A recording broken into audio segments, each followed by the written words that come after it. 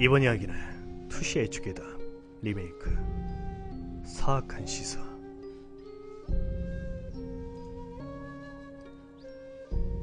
이건 내가 14살 때 이야기다. 겨울방학에 N년에 사는 숙부의 별장에 놀러가게 되었다. 사실은 애인과 가고 싶었던 것 같지만 최근 헤어졌으므로 나를 불렀다고 한다. 어렸을 때부터 사이좋게 지내고 있었으므로 나는 기쁘게 놀러가기로 했다. 숙부도 나와 같은 마을에 살고 있어 이른 아침에 숙부가 집까지 차로 마중 나와줬고 그대로 차를 타고 출발을 했다. 숙부는 상당히 멋쟁인 사람으로 옛날부터 여러가지 놀이나 아웃도어, 음악 등등을 가르쳐줘서 존경하고 있었다. 차로 편도 8시간은 걸린 긴 여행이었지만 차 내에서 이야기를 하거나 음악을 듣거나 도중에 휴식도 할 겸 다른 데 들리거나 정말로 즐거웠다. 이웃과 목적지 부근에 도착을 해 슈퍼에서 저녁 식사 식재료를 샀다.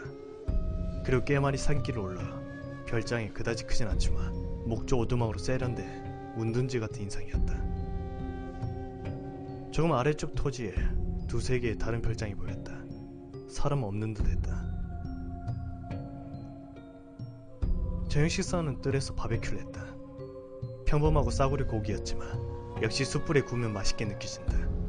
곱창이라든가 어패류, 야채도 굽고 정말로 배 터지게 먹었다. 백반도 반합으로 지었고 최고의 저녁 식사였다. 식후는 난로가 있는 방에 가서 TV를 보거나 플레이스테이션, 슈퍼 패미컴으로 놀거나 불법 비디오도 보여줬는데 당시 동정이었으므로 충격을 받았다. 심야가 되니까 무서운 이야기로도 분위기가 살아났다. 숙부는 이런 방면도 자신이 있어 정말로 무서웠다. 기회가 있으면 그 이야기도 쓰고 싶지만 아무튼 문득 숙부가 생각난 듯이 뒷산에는 절대로 들어가지마 라고 중얼거렸다.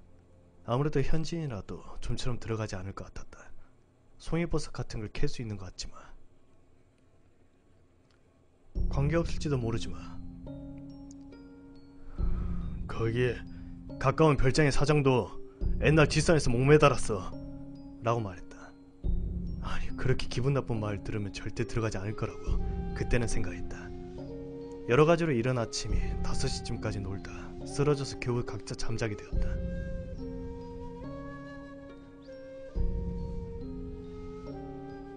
방으로 들어오는 햇빛으로 깨어났다. 시간은 벌써 12시를 지나고 있었다. 목에 갈증을 느끼고 1층에 물을 마시러 간다.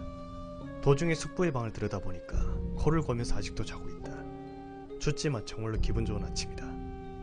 역시 산의 공기는 도시와는 전혀 다르다.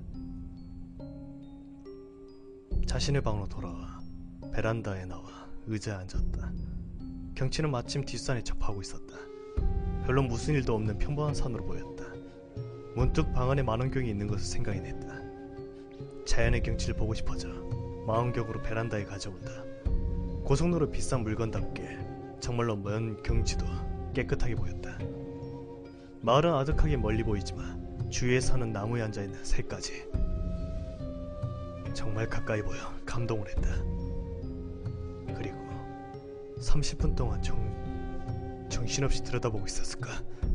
마침 뒷산의 나무들을 보고 있을 때 시야에 움직이는 것이 들어왔다.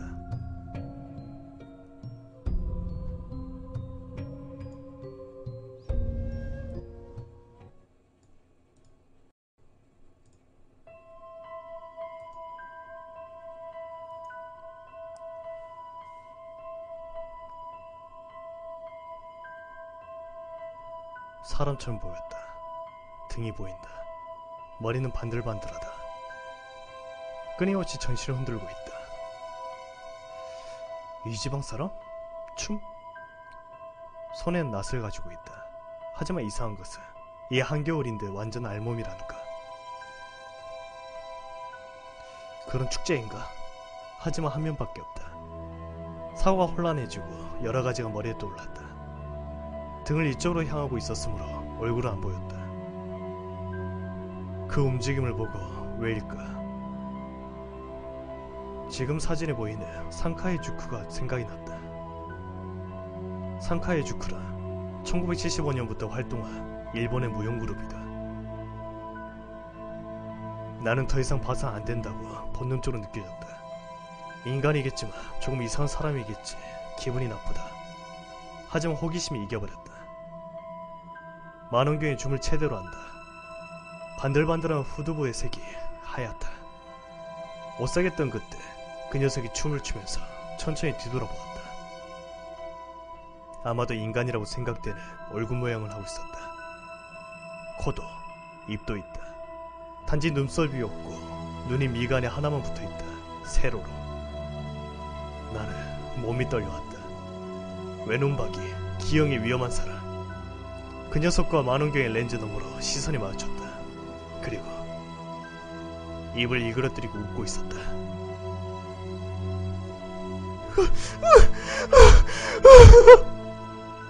시선이 마주친 순간 소리치고 있었다. 나는 눈물이 멈추지 않았다. 아무튼 죽고 싶다. 이상이라고 해야 할 정도로 우울한 감정이 덮쳐왔다. 죽고 싶다. 죽고 싶다. 방 광란으로 방을 이리저리 돌아다니다 보니 숙부가 뛰어들어왔다. 야, 왜 그래? 괴물!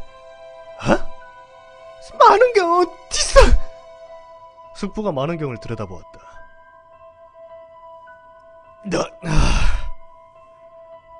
외마디 신음소리를 지르며 머리를 부둥켜 앉는다.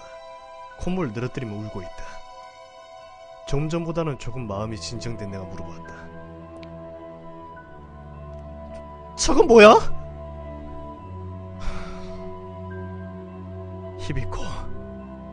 히비코.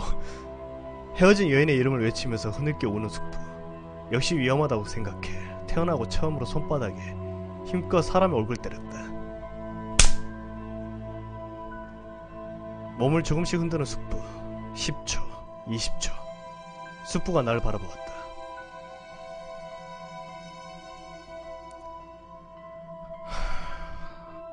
사시.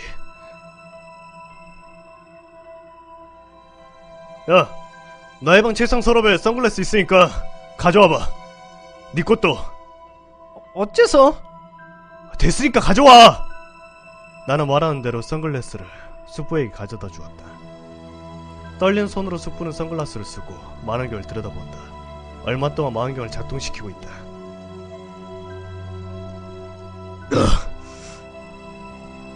신음을 하고 나에게 손짓을 한다. 자, 선글라스 끼고 봐봐. 건네면서 선글라스를 쓰고 들여다본다. 선글라스 너머라 희미해지긴 했지만 나무들 사이에 그 녀석과 눈이 마주쳤다. 말할 수 없는 불안이 또 덮쳐왔지만 조금 전 정도는 아니었다. 하지만 심장의 고동이 비정상 쪽으로 빨았다. 그 녀석은 흐느흐느 기묘한 춤을 추면서 움직이고 있다. 시선만은 확실히 이쪽을 향한 채로 산을 내려오고 있다. 설마 이쪽으로 오고 있다.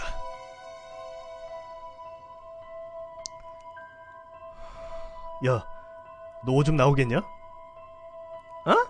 이런 때에 무엇을? 나온다면 식당에 빈 페트병 있으니까 거기에 오줌 넣고 가지고 와봐. 그렇게 말하고 숙부는 1층에 내려갔다. 이런 때에 나올 리가 없기 때문에 망연해져 있었으니까. 몇 분 뒤 숙부가 페트병에 황색 오줌을 넣어 돌아왔다. 자, 오줌 싸고 싶어지면은 이쪽에다 넣어 라고 말하며 숙부가 또 한 개의 하늘에 페트병을 나에게 내밀었다. 아니, 그러니까 이게 무슨 짓이야?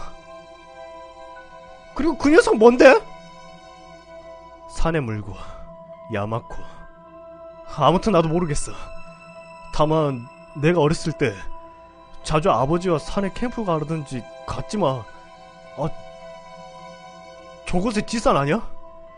산은 여러가지 기묘한 일이 일어나기 때문에 밤이라도 텐트 밖에서 사람 이야기 소리가 나는데 그때 아무도 없었어. 그럴 때 오줌 같은 걸 뿌리며 이상하게 딱 하고 그쳤던 거야. 그렇게 말하고 숙부는 한 번 더 만원경을 들여다보았다. 숙부는 괴로운 듯 신음하면서도 그 녀석을 관찰하고 있는 모습이었다. 그 녀석 시속 몇 킬로미터인지 모르겠지만 정말로 천천히 이동하고 있어. 도중에 안 보이게 되었지만 틀림없이 이쪽으로 향하고 있는 것 같아.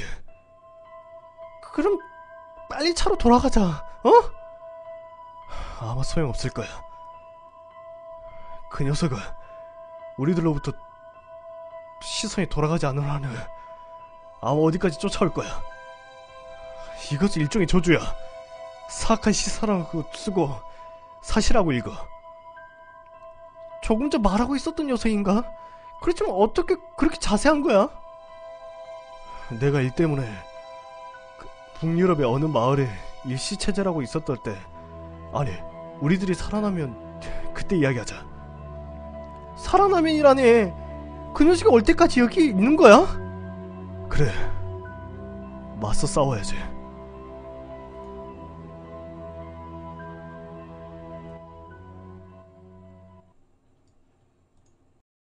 난 절대로 여기에 틀어박혀 있는 것이 좋다고 생각했지만 숙부의 의견은 오두막이 오기 전에 어떻게 하든 그런 게 좋겠어 라는 대답이었다. 저는 무서운 녀석이 있는 곳에 간다면 차라리 도망치는 것이 좋다고 생각했지만 숙부는 옛날부터 언제라도 믿음직한 사람이었다. 나는 숙부를 존경하고 있었고 따르기로 결정했다. 각자 선글라스, 페트병, 가벼운 식료가 들어간 배나 손에 쥐는 쌍안경, 목재의 방망이, 회중 전등 등을 가지고 뒷산에 들어갔다. 어두워지기 전에 어떻게든 하고 싶어 라는 숙부의 생각이었다. 과연 그 녀석의 시선에 견딜 수 있을까? 만원경 너머가 아니라 선글라스가 있다곤 해도 가까이서 그 녀석이 견딜 수 있을까? 여러가지 불안이 머릿속을 뛰어다녔다. 뒷산이라고 해도 상당히 광대하다. 쌍안경을 구사하면서 그 녀석을 찾아다녔다. 숙부 말로는 그 녀석은 우리들을 목표로 이동하고 있을 테니까 언제가 맞출 거야 라는 생각이었다. 너무 깊이 들어가고 해가 지는 것은 위험해 오두막에서 500m 정도 나아가고 약간 열린 장소에 매복하기로 했다. 그래, 우리한테 시선만 돌리면 좋아. 시선만. 어떻게? 나의 생각으로는 우선 아무래도 그 녀석에게 가까이 가지 않으면 안 돼. 하지만 직신은 절대로 하지 마. 비스하게 봐야 돼. 말하는 건 뭔지 알겠지? 시선을 돌리고 시선이 밖에서 장소를 파악해야 돼. 그리고 모아둔 오줌을 뿌려. 그래도 안 되면 알겠어?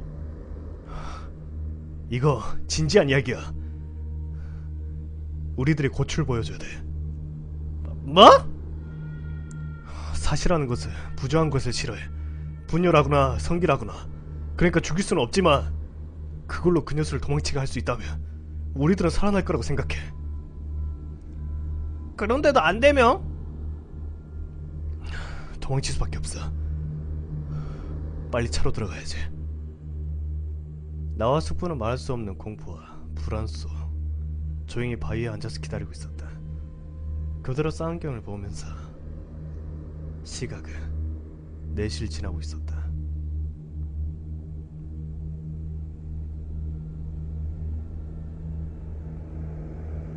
형, 일어나.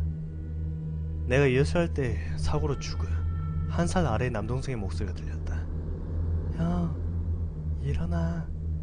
학교 지각해. 시끄럽다. 앞으로 3분만 더 자자. 형, 일어나지 않으면 죽어버릴 거야. 나는 놀랬다. 내가 자고 있었다. 이건 있을 수도 없다. 그 공포와 긴장감 속에서 잠들 수가 있었어. 옆에 숙부를 본다. 숙부도 자고 있다. 나는 서둘러 일으켰다. 그리고 숙부가 일어났다. 손목시계는 5시 반. 주변은 거의 어둠이 되어 있었다. 식은땀이 흐르고 있었다. 야, 들리냐? 에? 목소리, 노래 같은 거. 신경을 집중시켜 귀를 기울여 들어보니 오른쪽 전방은 몇 미터에 목소리가 들려왔다. 그리고 점점 이쪽으로 다가왔다.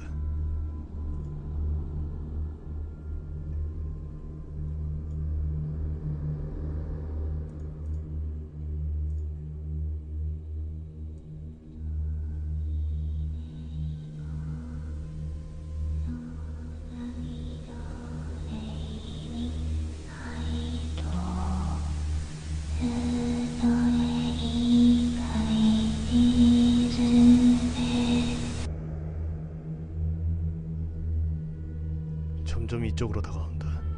미녀처럼 돌린 노래, 무슨 말 하고 있는지 모르겠지만 기분 나쁘고 높은 소리. 공포감은 머리가 어떻게 되어버릴 것 같았다. 목소리를 들은 것만으로도 세상의 모든 게 싫어졌다.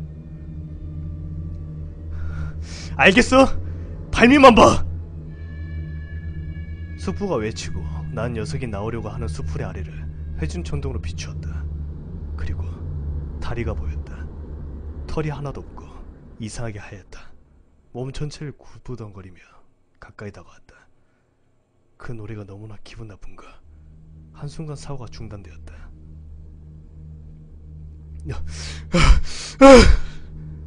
녀석이 허리를 낮추고 넙죽 엎드려 다리를 비추는 회중천둥의 빛이 있는 위치에 얼굴을 가져다 댔다.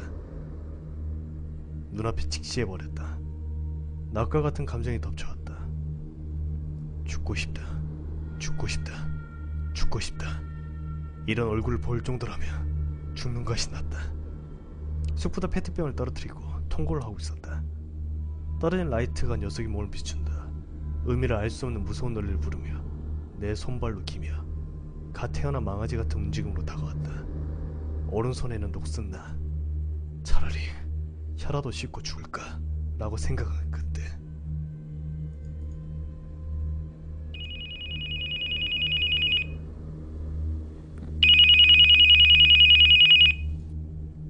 숙부의 휴대폰이 울렸다. 통곡하고 있던 숙부는 왜일까? 넋을 잃은 상태가. 다운의 포켓에서 휴대폰을 꺼내서 봤다. 이런 때에 뭐하는 거야? 곧 있으면 죽는데 라고 생각하며 어둠 속에서 망연하게 숙부를 바라보고 있었다. 아직 휴대폰은 울리고 있다. 숙부는 휴대폰을 바라보는 채 녀석이 내 쪽으로 왔다. 공포로 실감하고 있었다. 죽는다. 그때 숙부가 굉장한 포효를 지르며 지면에 떨어진 회중정들을 들고 재빠르게 나의 곁으로 달려와 나의 페트병을 손에 들었다. 이쪽 보지마! 녀석 얼굴 비출 테니까 눈을 감아! 난 정신없이 지면을 구르고 선글라스로 떨어지고 머리를 감싸주고 눈을 감았다. 여기에서는 나중에 숙부에게 들은 이야기. 우선 녀석의 얼굴을 비추고 시선 밖의 위치를 본다. 그리고 조금 더러운 이야기지만 나의 페트병에 입을 대고 오줌을 머금고 라이트로 녀석의 얼굴을 비춘 채 주저없이 녀석의 얼굴에 오줌을 내뿜는 순간 눈을 감았다.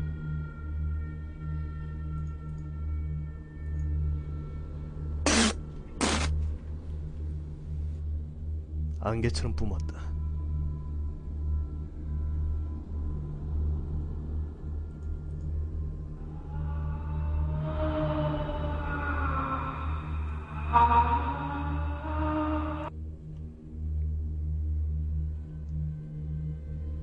녀석의 울음소리 같은 비명이 들렸다. 그리고 다시 또 입에 머금고 뿜었다. 녀석의 눈을.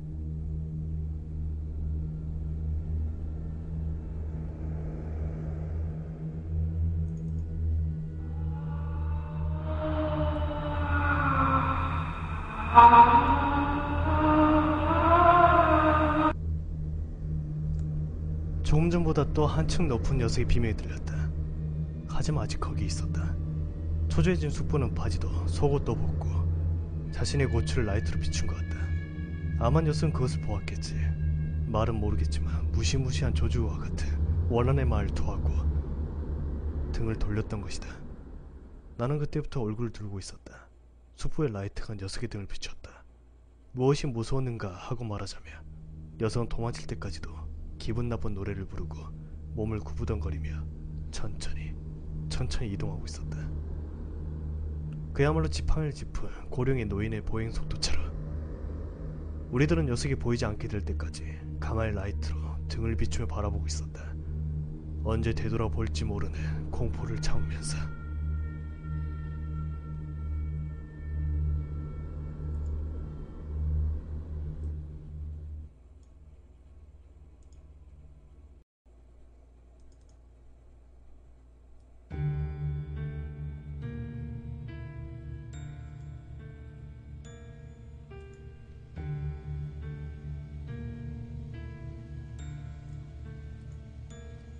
영원이라고 생각되는 고통과 공포의 시간이 지나 이윽고 녀석의 모습은 어둠 속으로 사라졌다. 우리들은 오두막으로 돌아올 때까지 아무 회화도 나누지 않고 묵묵히 걸었다. 안에 들어와서 숙부는 모든 문의 문단속을 확인하고 커피를 끓였다. 마시면서 겨우 입을 연다. 자, 그걸로 숙부가 말하는 그 흥미 시선 돌렸다는 거? 아마도 역시. 쓴웃음을 짓는 숙부. 이윽고 조금씩 사시에 대해 이야기하기 시작해주었다. 숙부는 직업 때문에 배로 해외에 가는 일이 많다. 자세한 것은 말할 수 없지만 이른바 기술자다. 숙부가 북유럽의 어떤 마을에 재채하고 있었다. 그 어느 날 현지에서 사이가 좋아진 통역도 할 수 있는 기술자 동료인 남자가 재밌는 것을 보여준다고 말했다. 숙부는 인적이 없는 골목을 들어갔다. 스트립쇼라던가 뭐 그런 종류일 거라고 생각했는데 골목 안에 더러운 작은 집에 들어갔다. 숙부는 안에 들어와 놀랬다. 겉보기엔 초라했지만 집안은 전혀 달랐다. 한눈에 고급이라고 할 수 있는 용단, 항아리, 귀금속류, 향에 좋은 향기도 감돌고 있었다. 영문을 모르는 채 숙부가 눈을 빼앗기고 있었는데 안쪽의 골방으로 안내를 받았다. 거기에는 촛불이 켜져 있었는데 외모는 60대 정도의 남자가 앉아 있었다. 단지 이상한 것은 밤으로 집안인데 선글라스를 쓰고 있었다. 현지의 남자에 의하면 사실을 가진 자라고 한다.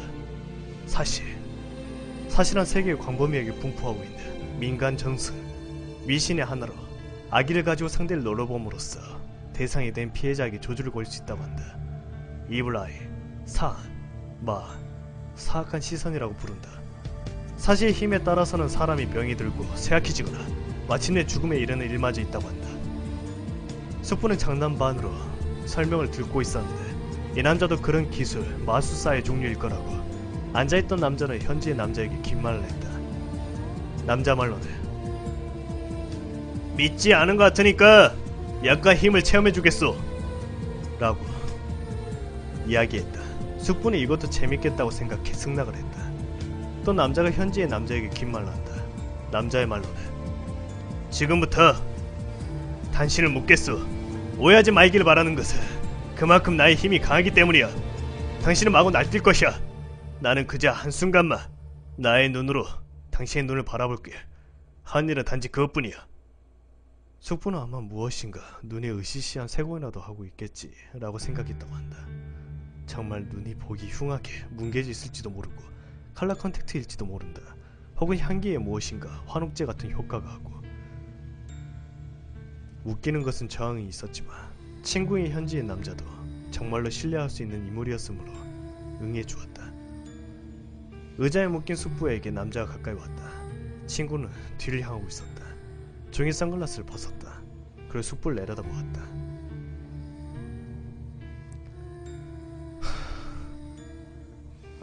정말로 오늘 그 녀석 봤을 때처럼 그런 느낌이었어.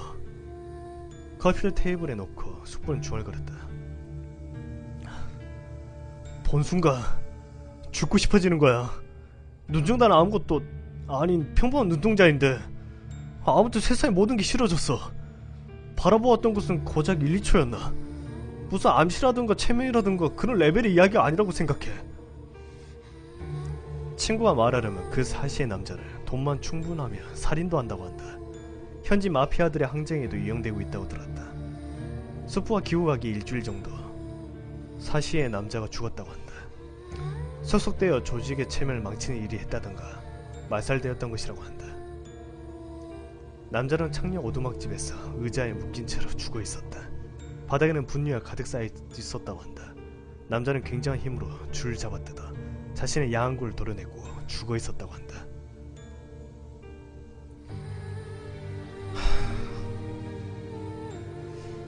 조금 전에도 말했다시피 사실은 부정한 것을 싫어해. 오물투성이가 되면서 이상한 거라도 벌었겠지. 나는 한마디도 말할 기력이 없고 이야기를 듣고 있었다. 좀 전에 괴물도 사시의 소유자라고 하는 것일까. 나의 생각을 읽어낸 것처럼 숙부는 계속 말했다. 그 녀석이 정말로 괴물이었는지 저런 식으로 길러진 인간인지는 몰라. 단지 그 녀석은 도망치기만 해서 안 될 듯한 느낌이 들어서 말이야. 그러니까 죽을 생각으로 맞섰어. 가파도 인간의 침을 싫어한다고 하잖아. 의외로 경이나 부족 같은 것보다 인간의 몸 쪽이 또 저런 물건에 유효할지도 모르겠는데. 나는 이야기를 들으면서 남동생의 꿈을 생각해내 이야기를 했다. 남동생이 도와준 게 아닐까 하고. 그리고 나는 울고 있었다. 숙부는 조용히 들었다. 1분 정도 무언인 채로. 그리고 입을 열었다.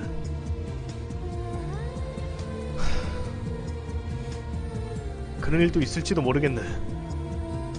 걔는 너보다 착실하기도 했고 내 휴대폰에 울렸던 거 기억하고 있어?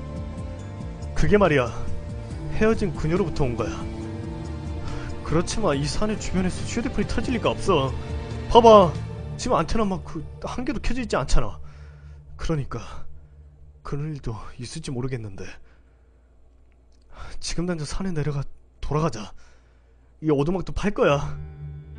빨리 그녀에게도 전화하고 싶고. 숙부는 쑥스러운 듯이 웃으면서 커피를 다 마셔버리고 일어섰다.